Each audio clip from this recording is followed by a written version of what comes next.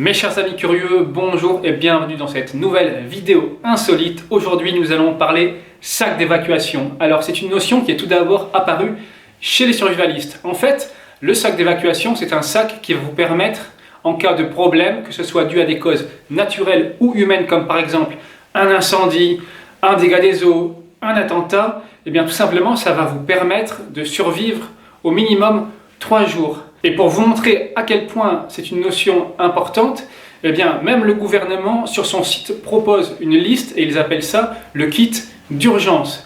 Et pour moi, c'est une chose essentielle à avoir chez vous avant même l'achat du micro-ondes ou d'une télévision. Parce que le sac d'évacuation, c'est ce qui va vous permettre de vous en sortir en cas de problème. En fait, le sac d'évacuation, c'est tout simplement le fait d'être prévoyant parce qu'on ne sait jamais ce qui va arriver. Alors sans plus tarder, je vous emmène avec moi pour voir ce qui s'y trouve à l'intérieur. Alors tout d'abord, 2-3 mots d'introduction avant d'ouvrir le sac. La première chose, c'est que vous allez pouvoir trouver des sacs prêts à l'emploi sur internet, mais ils vont vous coûter beaucoup plus cher et il est possible qu'ils contiennent pas mal de choses plutôt inutiles. Ensuite, 2 remarques sur le sac en lui-même.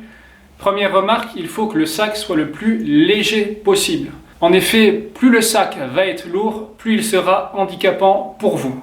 Et deuxième remarque sur le sac, il faut qu'il soit transportable facilement. C'est pourquoi je vous recommande le sac à dos plutôt que la grosse valise. À présent, passons aux choses sérieuses et voyons ce qui se cache à l'intérieur du sac. Ah oui, et une dernière chose à savoir sur le sac, c'est l'organisation. Pensez à mettre les choses les plus importantes à portée de main et les choses les plus lourdes dans le fond du sac. En premier lieu, nous allons d'abord parler de l'eau et de la nourriture. En ce qui concerne l'eau, je vous conseille de prendre au moins 3 litres, c'est un minimum, et je vous conseille de conserver l'eau dans une gourde de type Nalgene, qui est une gourde très pratique. Le second point concerne la nourriture, alors je vous déconseille d'emporter avec vous un réchaud parce que ça va être assez lourd. Et je vous recommande plutôt de consommer de la nourriture froide, comme par exemple des conserves qui sont assez légères et très nutritives. Alors le grand luxe évidemment, c'est bien sûr la boîte de sardines. Et donc pour tout ce qui est eau et nourriture, il faut faire en sorte d'en avoir au moins pour tenir 3 jours. Et ensuite on va trouver la fameuse capsule de survie. Alors je ne vais pas la détailler ici puisque j'en ai déjà parlé dans une précédente vidéo, mais grosso modo on va trouver tout ce qui est trousse de premier secours, couteau ou encore briquet.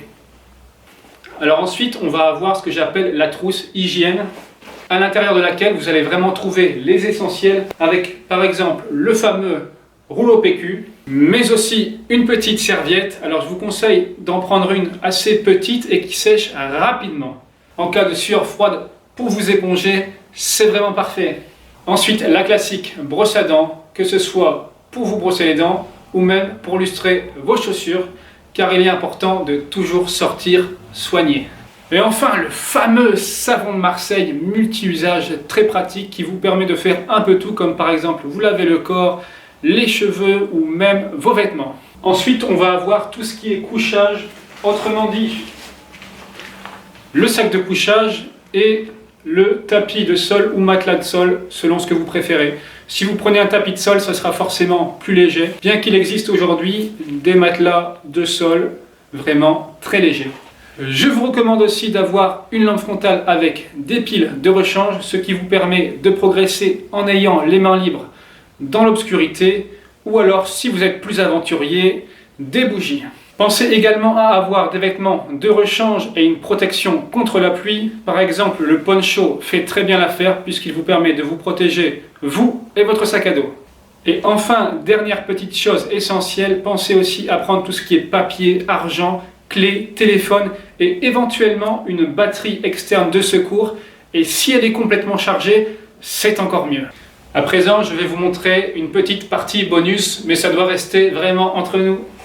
Alors en ce qui concerne les objets bonus, alors tout d'abord vous avez la petite radio FM qui marche à dynamo, donc très pratique. Vous allez aussi trouver le filtre à eau, très pratique si vous devez rester coincé plusieurs jours. Évidemment, je ne vous le souhaite pas, mais mieux vaut être prévoyant et préparé. Et enfin, les talkie-walkie qui vous permettent de garder le contact en toute situation. Et la présentation du sac d'évacuation est à présent terminée. Chers amis curieux, c'est à présent une fin de vidéo. J'espère qu'elle vous aura plu. Maintenant, c'est à vous de jouer pour préparer votre sac d'évacuation. Quant à moi, je vous dis à la prochaine pour de nouvelles découvertes insolites. Portez-vous bien et n'oubliez pas de rester curieux.